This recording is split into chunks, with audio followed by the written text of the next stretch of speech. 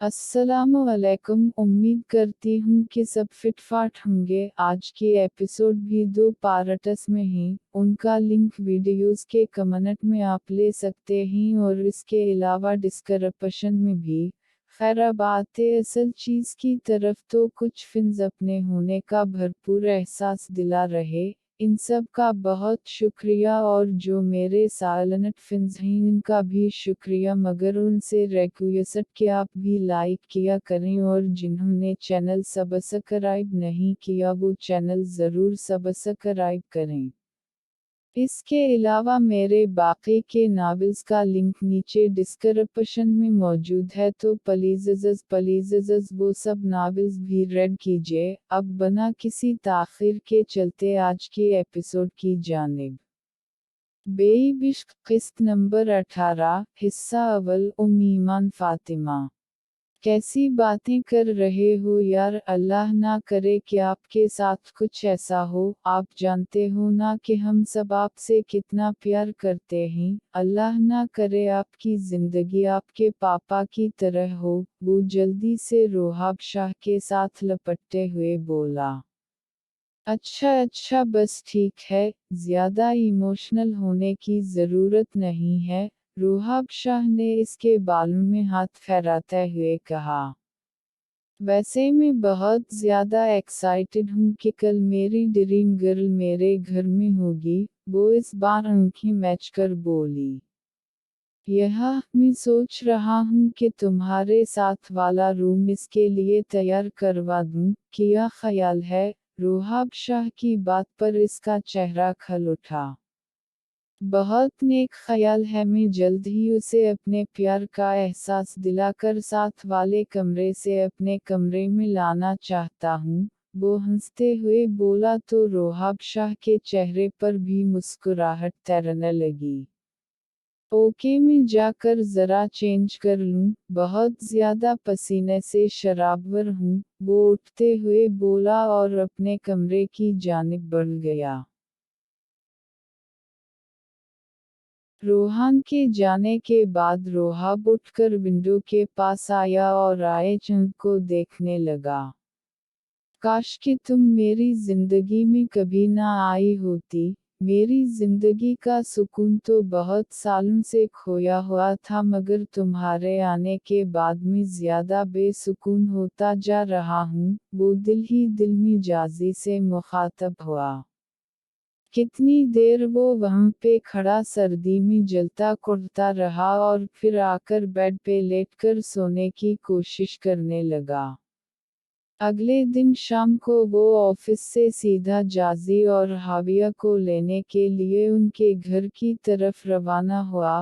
वो दोनों तैयार ही बैठी थीं तो वो फौरा लेकर घर पहुंचा। बड़ी मुँह और बी जान ने हाविया का खुशदिली से वेलकम किया। जाजी अब तुम हाविया को लेकर उसके रूम में चली जाओ ताकि वो कुछ देर आराम कर ले। रोहान के साथ वाला रूम तैयार करवाया है, रोहाब शाह ने कहा। वैसे बरू इसकी ज़रूरत क्या थी, ये गेस्ट रूम में भी तो रह सकती थी, कन्वल ने कहा। बिल्कुल रह सकती थी अगर वो मेहमान होती, मगर वो इस घर का फर्द है कन्वल, रोहाब शाह ने कहा तो कन्वल कंधे उचका कर रह गई। जाजी इसे लेकर कमरे की तरफ चली गई और वो फ्रेश होने के लिए रूम में आया। शावर लेने के बाद वो निकला तो जाजी बेचैनी से कमरे में टहल रही थी और वो समझ गया कि मैडम को फिर से कोई कीड़ा काट रहा है। आखिर तुम चाहते क्या हो, क्यों मेरी बहन पर इतने मेहरबान हुए हो? वो खोजती हुई निगाहों से उसे देखते हुए बोली तो रोहाब शाह का खून खोलने लगा, मगर वो खुद पे कंट्रोल करता मुड़ा और बात गाउन की डोरियों कसता उसके करीब आया।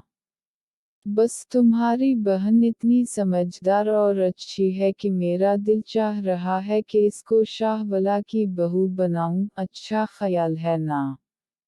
वो मानी खेज अंदाज में बोला तो जाजी का रंग फिक पर गया। तत तुम बहुत घटिया आदमी हो, मम, मैं अपनी बहन को तुमसे बचा कर रहूंगी, मेरी बहन की जिंदगी का तुम फैसला नहीं करोगे जैसे तुमने मेरी जिंदगी का फैसला किया, मैं तो बर्बाद हो गई हूँ मगर मैं अपनी बहन को बर्बाद नहीं होने दूंगी। वो उसका गिरीबान पकड़कर चलाई तो रोहाब शाह कहका लगा कर हंस पड़ा। मेरा यकीन करो, जैसे तुम्हारी जिंदगी बर्बाद हुई है वैसे तुम्हारी बहन की बिल्कुल नहीं होगी। आई परूमस कि वो इस घर में बहुत खुश रहेगी, वो हनूज दिल जलाने वाले अंदाज में बोला। जस्ट गो टू हेल, वो इसके सीने पे हाथ मार कर उसे धक्का देते हुए बोली। रोहाब शाह हंसता हुआ सोफे पे बैठ गया। वो सर थाम कर बेड पे बैठकर गहरे गहरे सांस भरने लगी। रोहाब कुछ देर तक इसे देखता रहा, फिर सर झटक कर लैपटॉप बैग उठाया और स्टडी रूम की तरफ बढ़ गया। वो रो रो कर पागल हुई थी। रोहाब शाह ने जो बातें की थी वो तीर की माननत दिल पे लगी थी। वो सोच भी नहीं सकती थी कि वो शख्स इस कद्र घटिया हो सकता है। वो निढाल सी सर तकिए पे रखे लेटी थी, फिर उठी और अपने कमरे से निकलकर नीचे हाविया के रूम में आई तो रोहाब शाह इसके रूम में था और मुलाजिमा हाविया को खाना दे रही थी। अपिया आए ना, आप भी खाना खा लें, देखी भैया ने मेरे लिए पता नहीं किया किया बनवा लिया है। हाविया मासूमियत से बोली तो उसके दिल से टैसें उठने लगी। वो खा जाने वाली निगाहों से रोहाब शाह को देखने लगी। नहीं हावी तुम खाओ, मैं तुम्हारे पास बैठी हुई, वो आहिस्ता से बोली। हाविया के पास बैठ गई। हाविया कल से तुम्हारी फिजियोथेरापी वाली आ रही है तो रेडी रहेगा, इंशाअल्लाह बहुत जल्द तुम चलने फिरने लगोगी, रोहाब शाह ने कहा।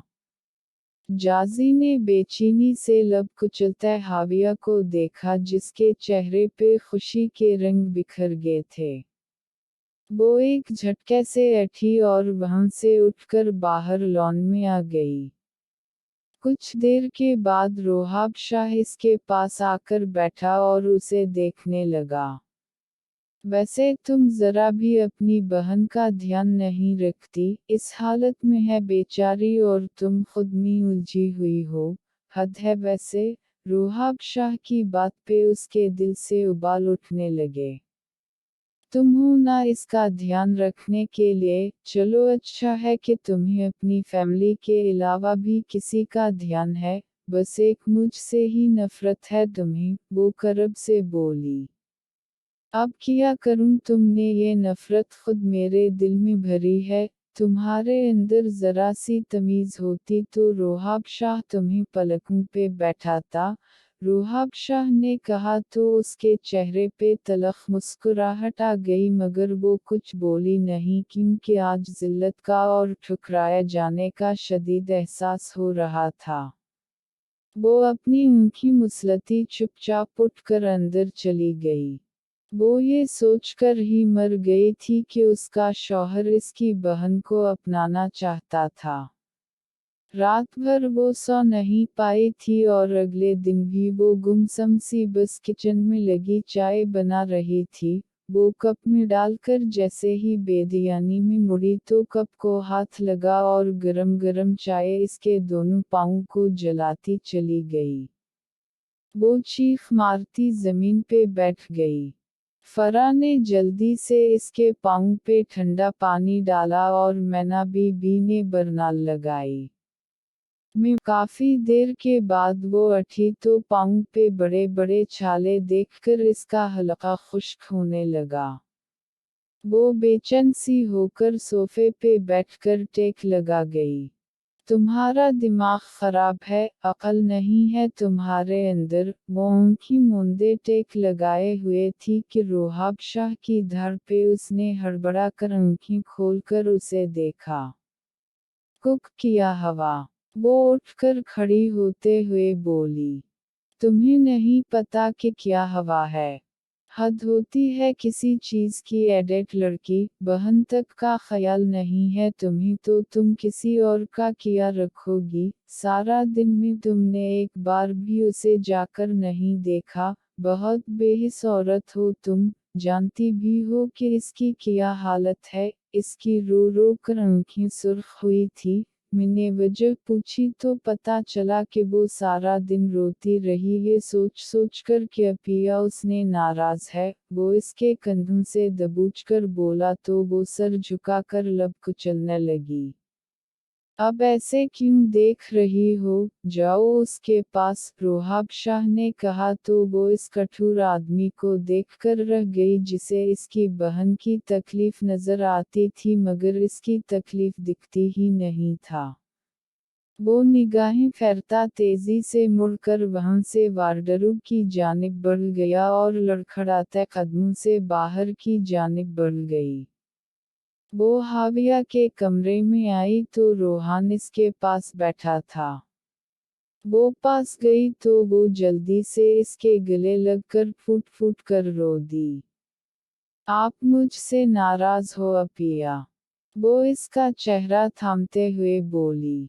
नहीं तो, वो बस मेरी तबीयत नहीं ठीक थी तो कमरे में आराम कर रही थी। मैना बीबी को तुम्हारा ध्यान रखने के लिए कहा था मैंने, वो आहिस्ता से बोली।